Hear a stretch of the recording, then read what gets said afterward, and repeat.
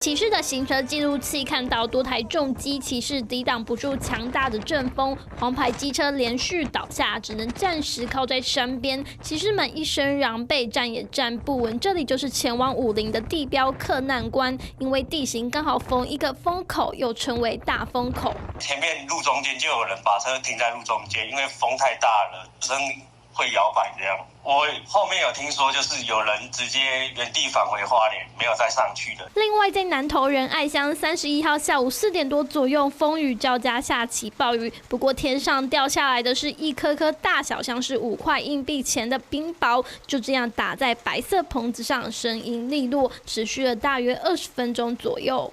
就是一直下，然后夹带了大风雨，海拔1600。那之前有发生过类似的状况吗？没有啊。天气不稳定，前中央气象局郑明典1号早上也发文提醒，雨带还在台湾上空会有局部阵雨的状况。大家关心的清明连假也将有另一波锋面接近台湾，民众们得先做好心理准备。3立新闻吴坤宇、林佩璇、邱瑞阳南投采访报道。